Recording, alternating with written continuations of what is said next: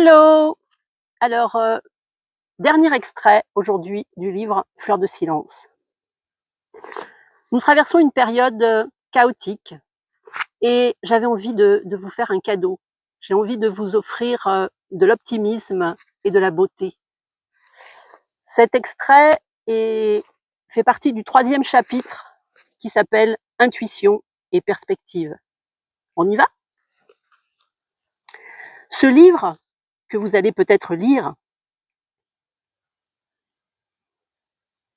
est profondément optimiste, à l'image des personnes que vous allez rencontrer au fil des pages.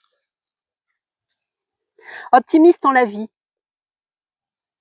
optimiste dans toutes les formes de vie, optimiste en l'avenir du monde, dans une version réinventée, réenchantée par le pouvoir des fleurs et de la nature. L'optimisme est un état d'esprit qui pousse à voir le verre à moitié plein plutôt qu'à moitié vide. Il influence notre manière de percevoir la réalité, de réagir aux événements et agit même sur notre santé physique et mentale. L'optimisme trouve une partie de son origine dans notre cerveau,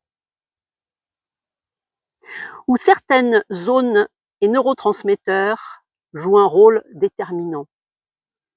Mais l'optimisme ne se limite pas à des facteurs biologiques. Il est également façonné par l'environnement dans lequel nous évoluons depuis notre enfance.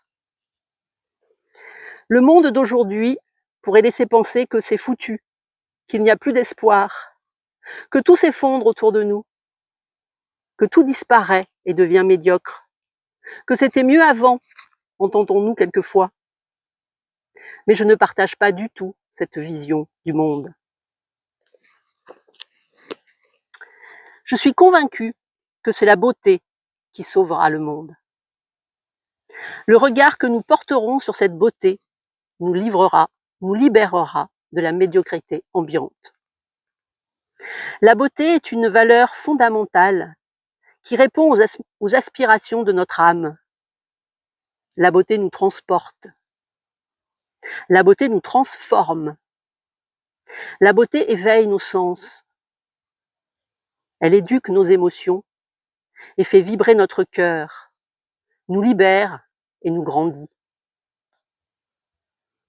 La beauté est subjective, variable selon les cultures et les époques.